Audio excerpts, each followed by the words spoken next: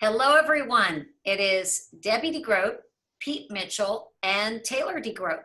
So if you haven't met Taylor, Taylor is, of course, my daughter. She's also the president of Forward Coaching, and she's got some great tips and expertise today on this topic. So we're all here together for you to give you three different sides to this, I think, really important topic, which is how to gather your online reviews, your testimonials, and then also how to properly use them in your business. So when we were just getting ready for this conversation, I thought maybe what I would do is start us off by talking a little bit about why I feel this is so important, potentially more important than ever before, and then also just some of the quick tips and strategies. And then I want Pete and Taylor to get in the weeds of giving you the how-to advice, okay? So first of all, how many times before you go out to dinner do you Yelp the restaurant, right? Or check reviews on a hotel? I mean, think about even in the last few years, how common that is, that people just don't make decisions until they check reviews. And it's interesting to watch. Taylor has a twin sister, Erica, to watch them. You know, they'll say, well, you know, this place has 500 reviews. And, well, there's a couple of bad ones, but yeah, we know people are crazy, right? So it's not that people are expecting every review will be perfect, but they do expect that professionals have some reviews that they can access. So we know they're going to look you up. Now, what we want them to find, of course, is all these glowing testimonials and reviews all over the place. We want you to have things that you can share with them. But I find as I ask great coaching clients, are you methodical about collecting your reviews? They tell me, no, they're not. Or they tell me, I ask and then I don't get them. So I really want to encourage you to make this a very serious commitment in your business, to have your own process. And I'll share a few things that people often do. They will often ask for the review a week before the closing of the transaction.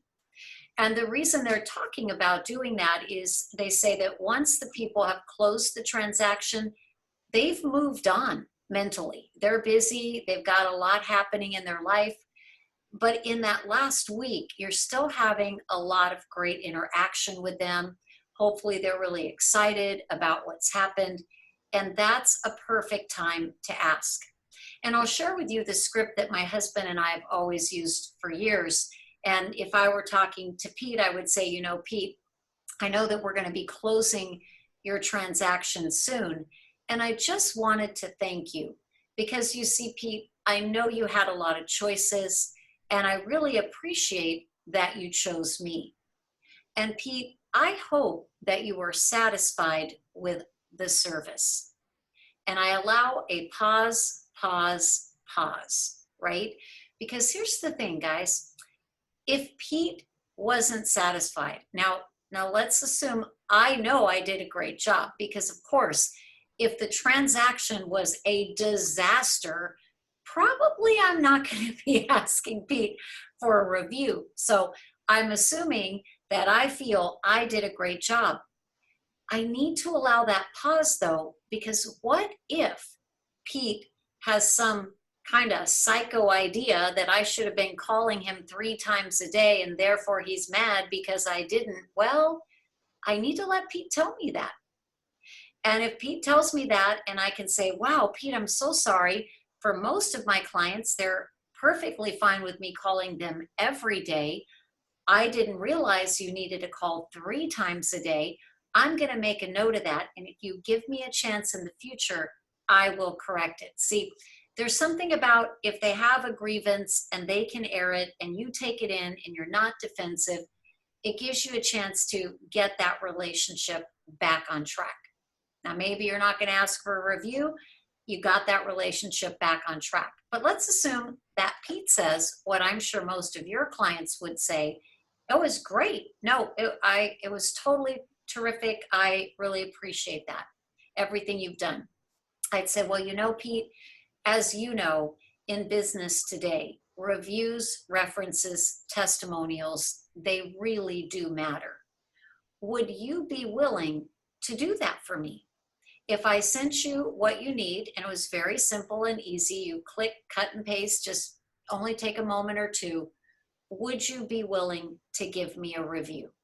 Now, I expect Pete's going to say yes. Here's where it sometimes gets stuck though. People don't like to sit down and write, you know, and Pete's got a lot on his mind as he's getting ready to close this transaction.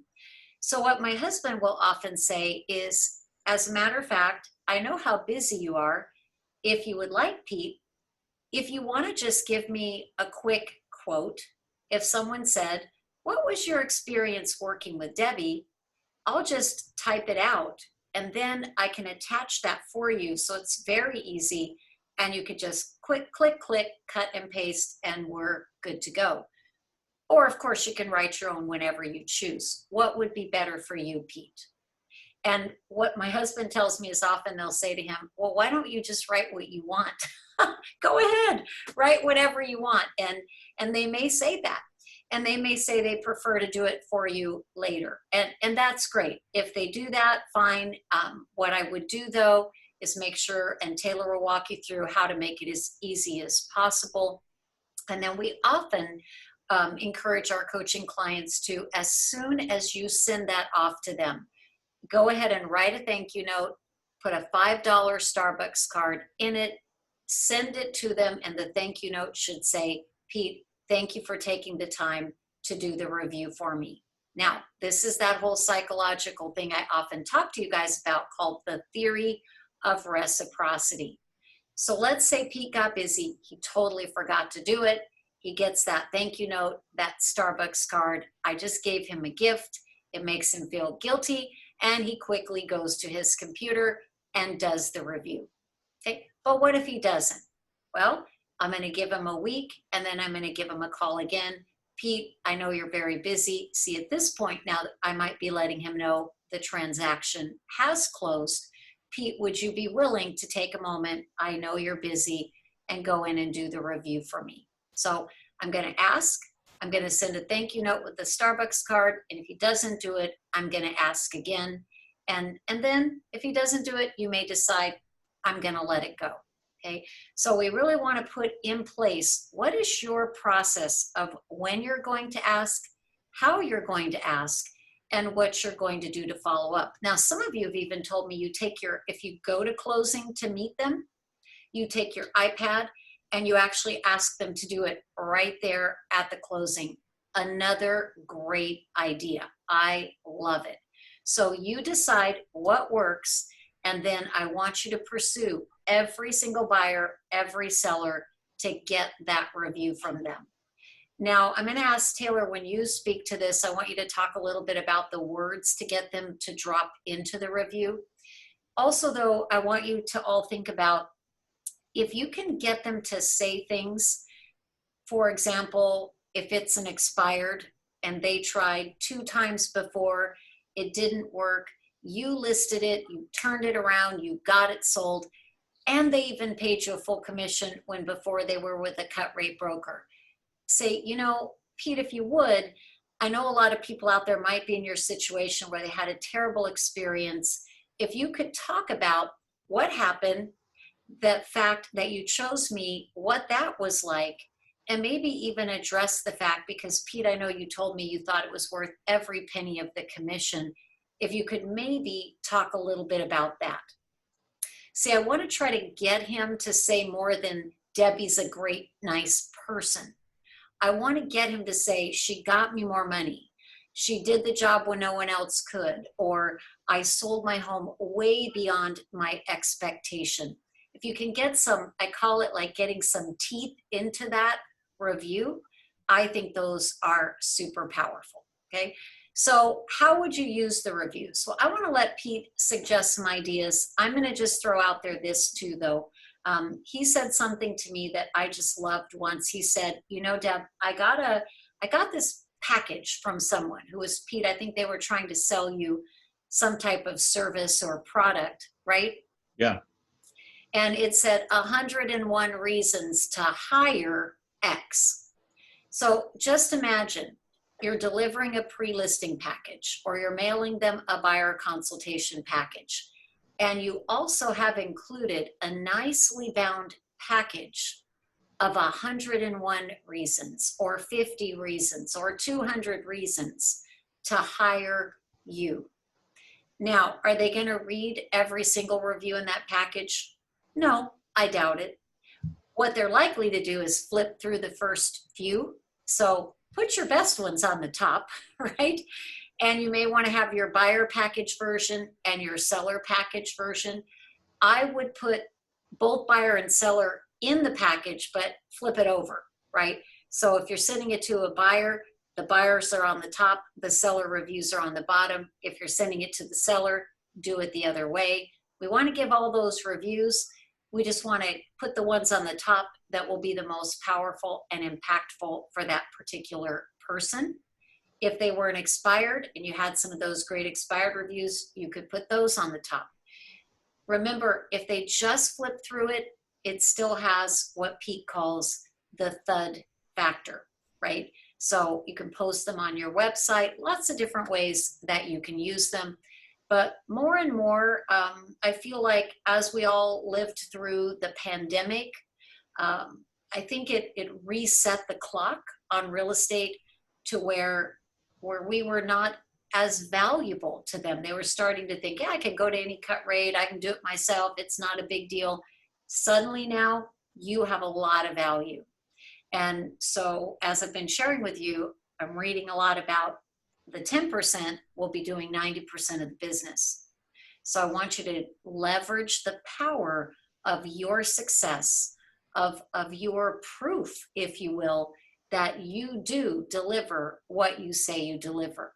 So in the 6 ways people are persuaded, social proof is a big way. Social proof is your reviews. So Pete, do you want to jump in with your thoughts and then we'll... Yeah, I was just going to say one thing really quick about what you've just been discussing. One of the things that I have done a lot over my career is I would actually pre-write it for them. And so it was all written out. I'd usually type the thing up and then I'd have, because it was typed up, I'd also put some lines underneath it. And because I had to do a lot of my business virtually, I would actually mail those to people with a letter explaining what it is. And it would say, would you mind saying this or something like this? Or you could write your own. Feel free to change it any way you want. And that made it a lot easier to get back exactly what I was looking for and to actually get it back, right? Because we're asking people to do work. We're asking them to write something. And most of the time, people don't want to write anything. I mean, it's not they didn't like you or they didn't feel that you were valuable. It's just, well, gosh, man, the kids are yelling outside and, my spouse is over there saying, where's dinner? And, and it's like, now I got to type something up. I don't have time for that. So when I would say, in real estate, because you are going to be with them so often, being right there with them, hey, by the way, I've even pre-written this out for you. You can take a look at it, modify it any way you want, or in fact, write your own if you'd like this. And a lot of times they'll just look at it and go, yeah, what do you want me to do? Just, sign right there. And now I've got it. And I can use that as well. So before, Pete, we go into maybe some of your thoughts of different ways to use it, also tips if they give you a bad review, right? What to do, some of those. And what I mean by that is if they went in on Yelp or somewhere, right? Because Trulia. Yeah, because if they gave you a bad one, you're not going to use it if they fed it to you. But yeah, if they go somewhere you didn't control. I guess, guys, I want to say, let's get rid of the limiting beliefs in your mind, though, that it's weird to ask for this, or that, it's embarrassing, or yeah, they don't like to do homework. However, this is a small thing to ask when you consider all the things that you do for them. That's why you may want to time the ask when they're really thanking you. You've just done something amazing. They're super happy. Again, that theory of reciprocity, they're more likely to go in and do it. And maybe 5 years ago, 10 years ago, I could have understood a bit more why you'd be uncomfortable asking. But anywhere they go, everywhere they go, every business is asking them to give a review. This is just now a normal part of business. So get over it and get them, right? So Pete, Yeah. I'll let you take it away. Well, some of the things that we've done with reviews, one of your clients, you had me do a coaching call with them. It's been a couple of years now, and I know that she's still with us because she actually just emailed me the other day with another question. But she had a ton of them, and so I actually had her put them in a book, if you will. I mean, it wasn't like a perfect bound regular book like this kind of a thing. It was just a spiral bound book, and she had a little spiral binder. And I mean, she maybe had 100, 150 reviews, which in one sense is a lot. In another sense, it's not, because she's done probably 1,500, 2,000 transactions over her career. But still, to have that many, I go, here's the thing when I'm talking to her, I go, most of your competition, even if they've done 2,000 transactions like you, they don't have their reviews together like you do. So by putting them together in this book, this becomes the thud factor. This becomes a piece that you get to take over to a prospective seller and leave with them. And I go, they're never going to read it. Just like you mentioned before, Debbie, they're never going to actually look through everything and read them all. But the fact that that many people said something nice about you and said, this is the right agent to go with. I've told this story at some of our events, Debbie, several years ago. I don't remember how many years ago it was now. In fact, I think it was like the summer, either right before we did the community marketing system, but I wanted to get this patio cover in my backyard. My wife and I were talking to different companies, those little magazines that come in the mail, right? We're calling up some of the ones and was talking to this one guy, and I go, how much does it cost? Before you come all the way down from wherever he was like, oh, it's, $3,500 or $4,000. I don't remember what he said, but I remember thinking I didn't want to spend more than $3,000 on this. So whatever it was more than that. And I said, don't even bother coming down. And then we had another guy who came out to our house. They made us go to their office first and actually look at all the different patio covers. So like their whole sales process, they took control over it. They didn't let me as the buyer control it. Then the key thing was when we set our appointment, they literally gave me a manila, not a envelope, but it was like those legal size folders, right? Right. And in it was literally 2,000 of their customers, some of the things that they had said with their address and their phone numbers. Right. And they said, you can call anybody you want on here to check up on us. I literally knew in that moment, before I'd even had the in-home appointment where they were going to measure it and tell us the price, I knew I was going to hire them. Because I was like, anybody that gives me 2,000 of their clients with their phone numbers and says, call any of them, like that's a level of confidence that they have in their business that most don't. And it cost me $7,000. It was more than the other guy who, I was like, no, that's too much. I don't even want to spend that. And I was happy to pay it because I knew they were a quality company. So using these.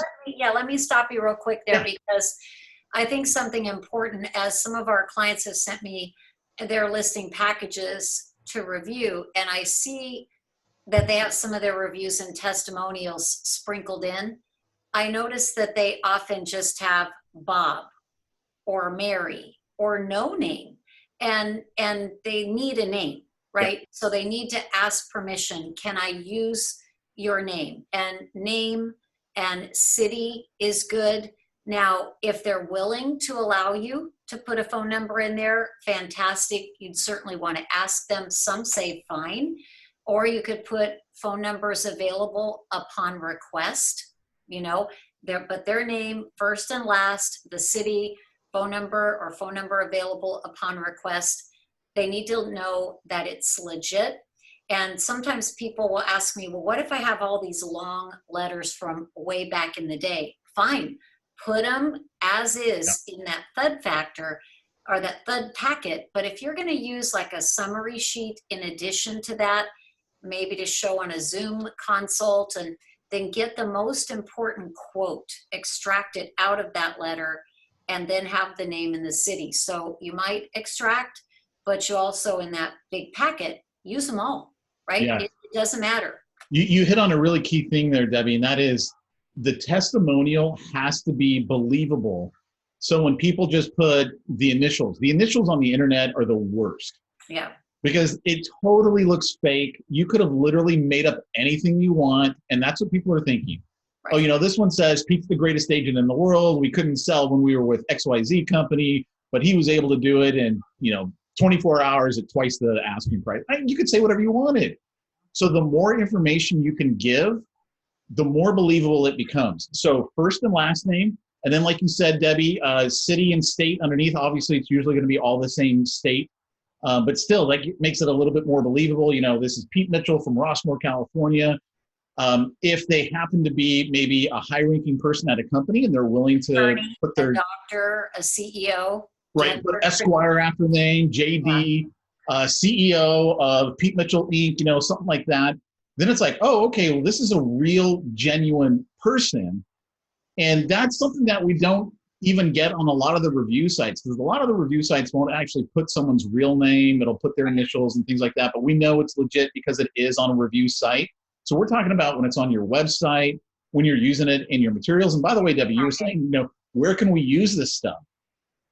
And our advertising, you can put if you had a really great one, I might put it on the back of my business card. I'm going to put it on my personal brochures. I'm going to put it on my emails. I'm going to put it everywhere I can. If I can get something that's handwritten, that's gold.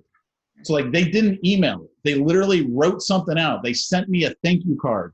I'm going to scan that sucker. We did this with Don. I remember we actually scanned a bunch that he had mailed in, and we're putting the picture on the website of the actual handwritten testimonial. That's even more believable, right? Because now it's handwritten and people can see that it's handwritten.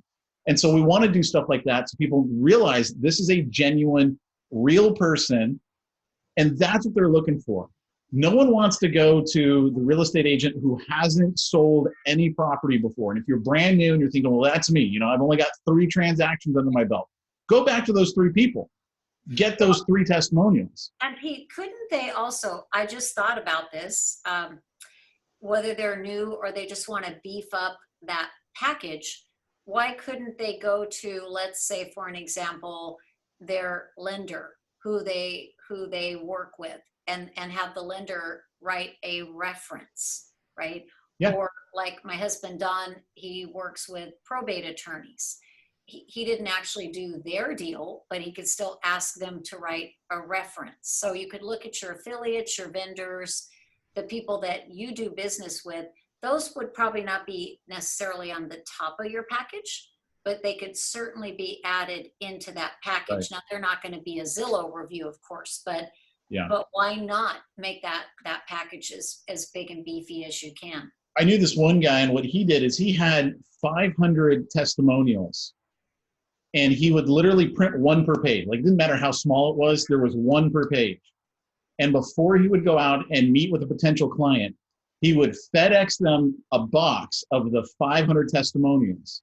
Now imagine, first of all, someone gets a FedEx, hardly anyone gets FedEx anymore, right? So there's this cachet to that, wow, okay, someone spent some money to send this to me. And then they open it up and, you have a little note on there, hey, before we get together, I wanted you to hear from some of the other people I've been able to help sell their homes. And they see 500 testimonials, right? They just start flipping through it. They're like, oh my gosh, dude, look at these. Right there, you are head and shoulders above everyone else.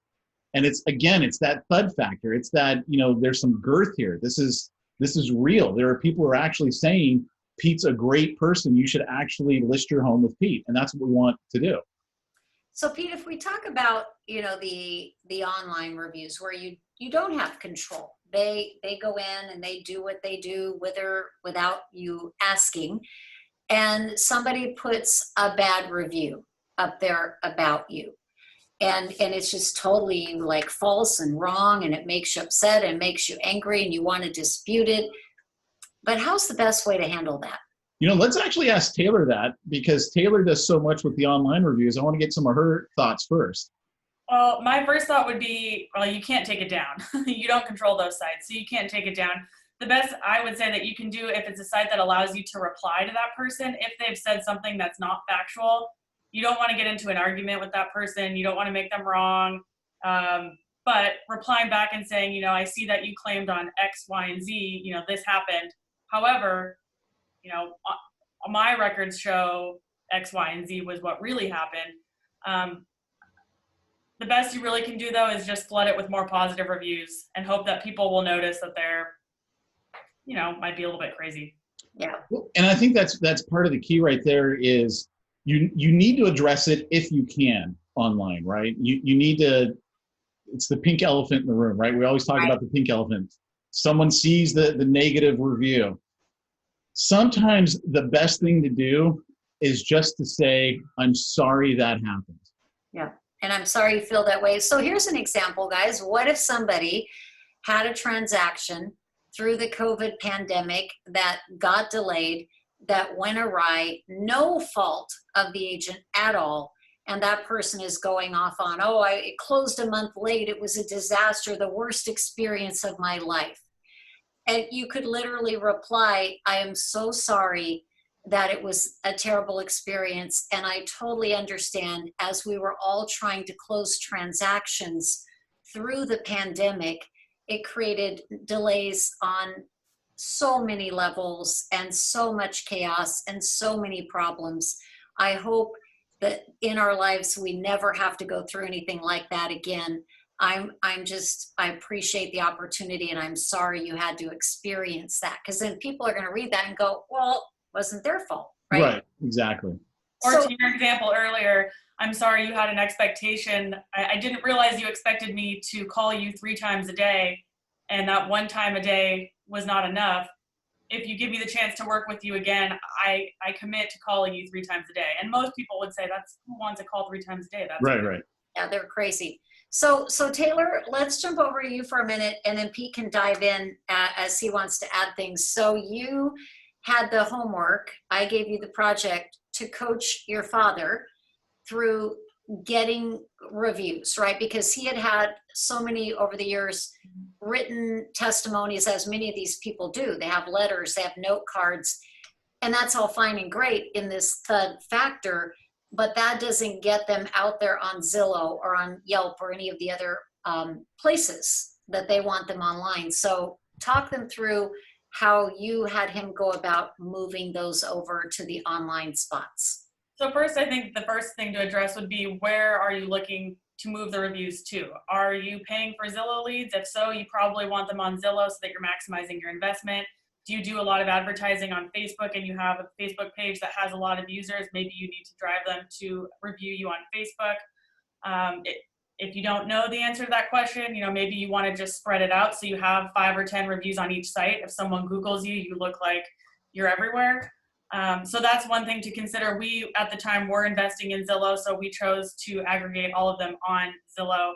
And we took his chunk, which was hundreds. I think it was 300 that we had, and he's done way more transactions than that. That's just all he still physically had in a file in his office. And we split it down into chunks of, I think it was 20 people per day. So he would call them and check in with them, which is a great excuse, by the way, to call your past clients and say hello, see what they're up to. And then he would tell them, I'm making an investment in my business online. Would you mind if I sent you a link, and would you resubmit that testimonial that you sent me via email on Zillow? And all of them said yes. Of course, I'd be happy to do that for you. Back to Pete's point about the Starbucks card, we would then drop a Starbucks card in the mail right away. I would say 50% of them would do it right away. If they were his AAA past clients that loved him, they would do it that same day. And the other, 25% or so that we would get would do it about 3 days later. And you knew that's when they got the gift card in the mail.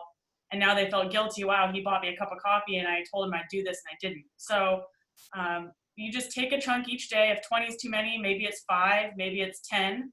And you just do that every day. You mail those out. And I'd say 75% of the people that we called submitted it ultimately. I'm just curious, Taylor, out of all those calls that your dad did, do you remember if he picked up any new business by doing those calls? And I'm just curious. Yeah, there was one person that stands out in my mind, because he had called them. He had sold their house and their children's house. And when he called them, their grandchild was actually getting ready to buy a house. And they were saying, you really need to call my grandkid now. So that's 3 generations of homes that he'd sold, and he did get connected with their grandkid to then help them into their first home. Well, here's what's actually scary. I'm the one that started that chain. When I was 18, I sold great grandma and grandpa, and then their kids, and then he sold their kids, and now sold their other kid. But guys, again, that's the power of working your database, right? Working your database. And then talk about something I heard Andrew Sauce, who's one of the great lender partners that we have. He said the gettable market. He talked about that phrase. What does that mean when you're deciding where to put these reviews? So he really built his lending business around Yelp and getting Yelp reviews. And he got onto Yelp and that platform right when it was springing up. So now there might not be as many what he would call gettable markets out there. Certainly in Orange County, it's very competitive. If you go onto Yelp and you type in Orange County Realtor on Yelp, you're probably going to get a ton of responses.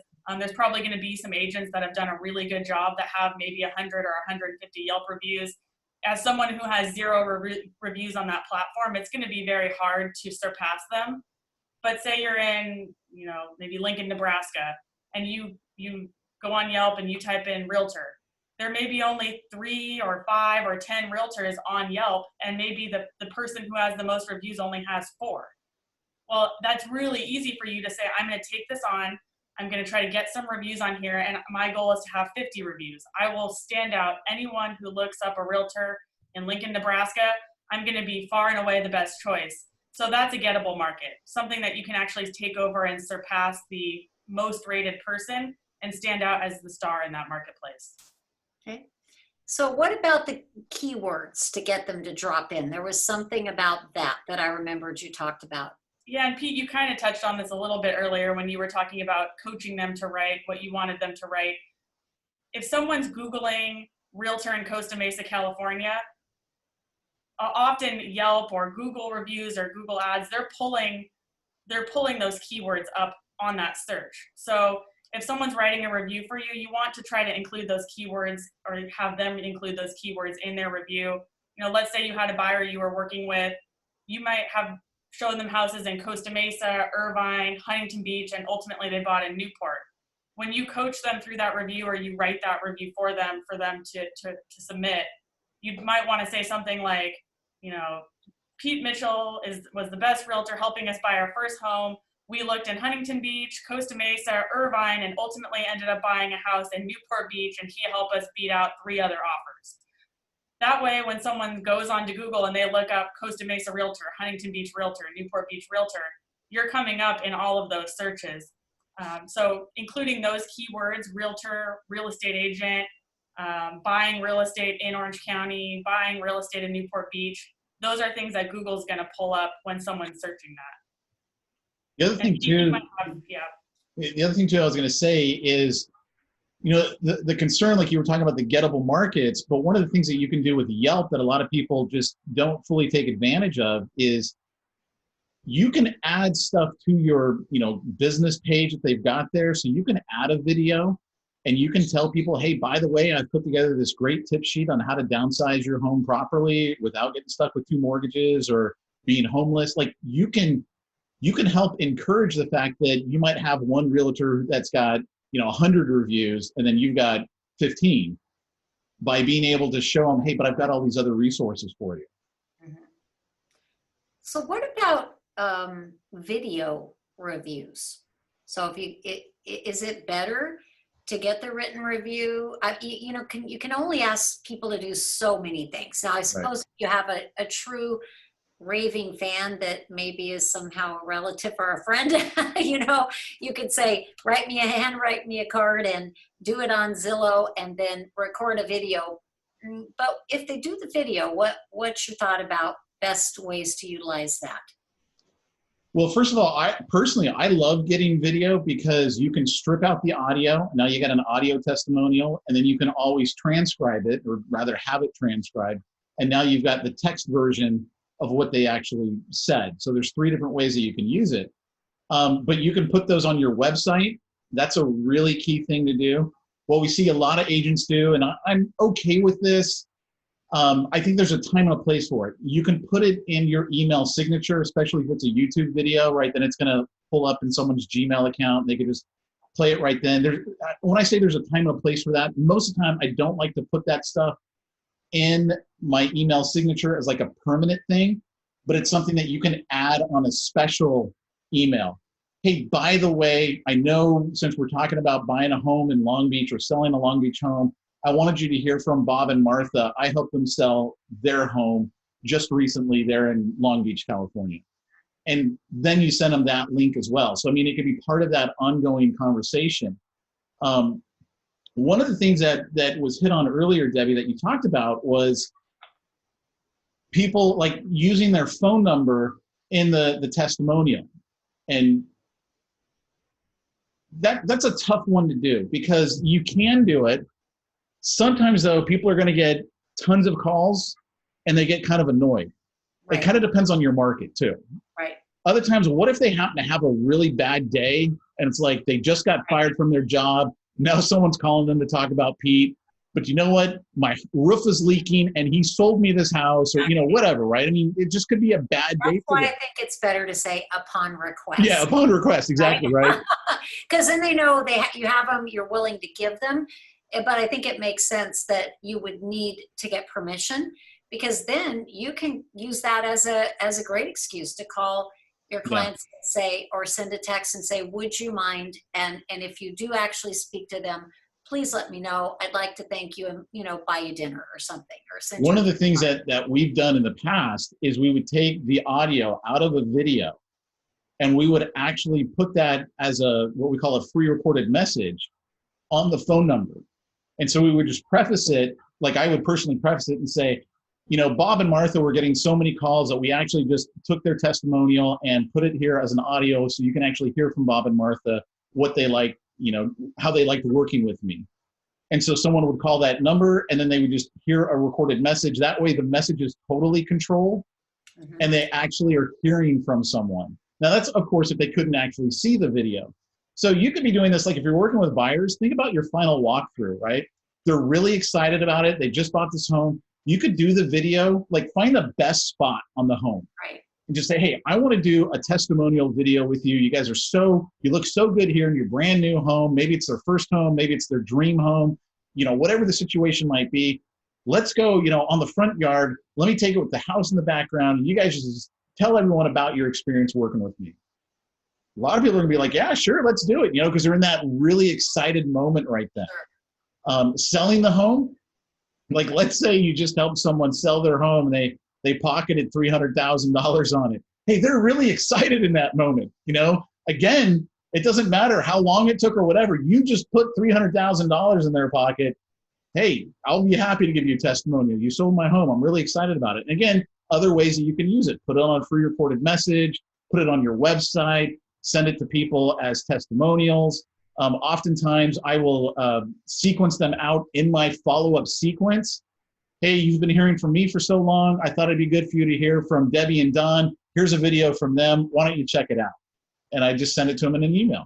I just had a thought because it's going to be a while before life is, quote, all completely normal again.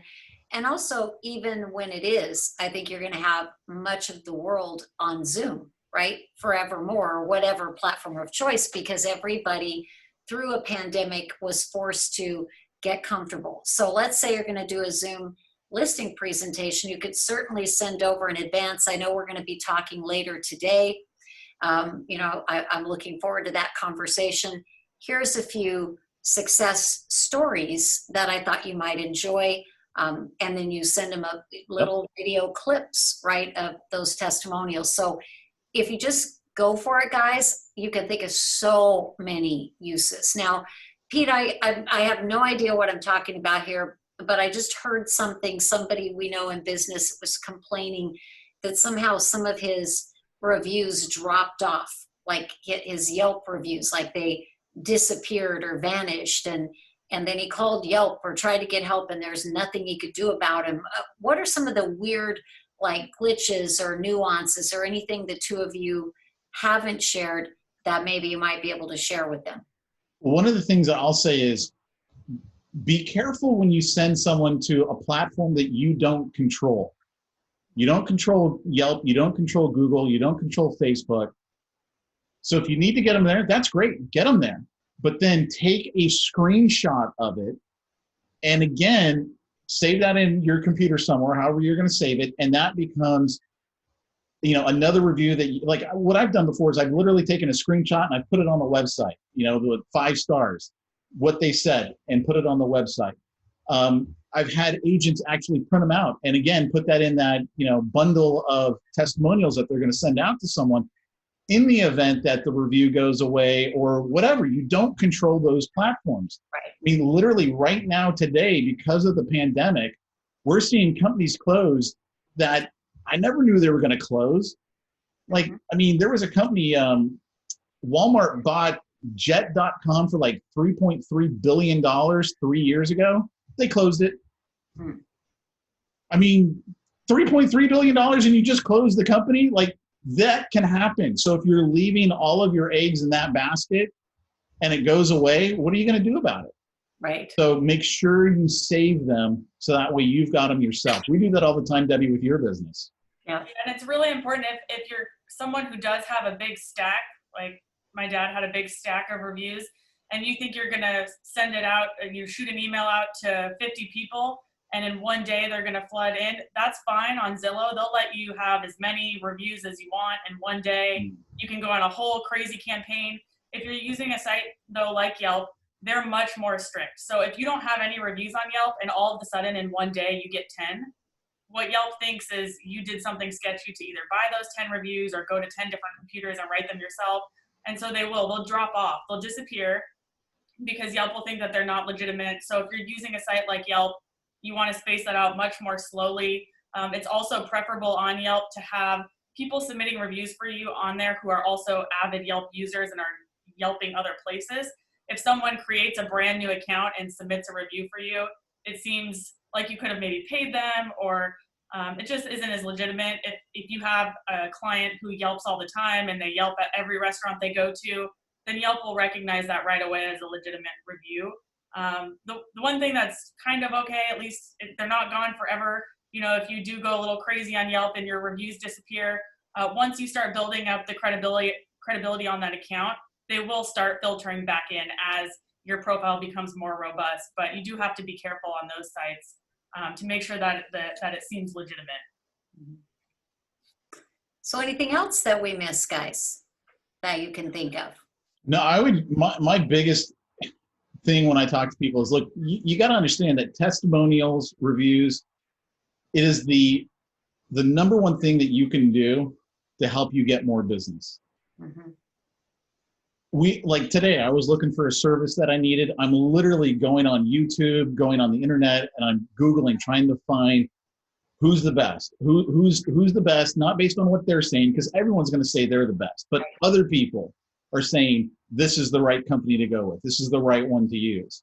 So you really want to make it a point that you are, just like you're asking for referrals from all of your clients, you're asking for testimonials from all of your clients. And then use them, send them out to all of your clients. It doesn't do you any good if you've got all these testimonials and you don't do anything with them. It is literally a gold mine. It is an asset in your business. And I want you to think about it like that, as an asset. Right. You are in the business of acquiring assets, because the more assets you acquire, the easier it is for money to come to you. So get more testimonials and then use those testimonials. And we were talking, go ahead. Go ahead, Tay. Well, we were talking the other day that it's no longer okay to not have a presence online. People are going to Google you. If you meet someone at an open house, if you meet someone while you're out door knocking, and that person thinks, oh, that girl was nice, I kind of liked her, let me look her up online, and you don't have any presence online, you don't have any reviews online, it's not necessarily going to harm you, but it's definitely not going to help you. Right. If they Google you and they see, oh, wow, she has 40 reviews across all these different sites and they're all great reviews, it enforces the belief that they had, oh, I like this girl and I want to use her, and now they have 40 other people supporting that. And you can use that as an asset, if you are in a multiple interview situation, say, Google me. Right. And you can Google the competition before you tell them that and see that they don't have any reviews and you have 100. So Well, and it goes back to, that little song from Sunday school, don't hide your light under the bushel, right? No, because you deserve it. You did a great job. They're happy to endorse you if they were satisfied with your service. Going back to your affiliates and your vendors, what you're asking of them, I know we haven't done a real estate transaction together yet. Would you though write a reference letter for me? And I will do exactly the same for you, right? So support those people that you work with, that you do business with. I think especially, coming through the pandemic, everyone needs to be a champion of the businesses that you value and support. So maybe this hasn't been something you've done in the past and you want to reach out and say, you know what, I want to give you a review because I haven't done it. And you're a great, whatever, you're a great hairdresser, you're terrific, my favorite restaurant.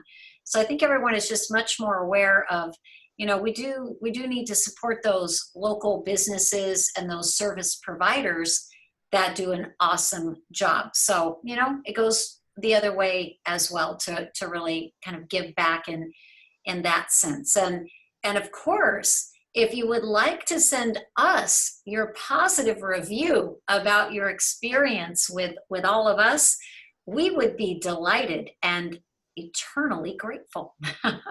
All right, guys. So anything else at all? No.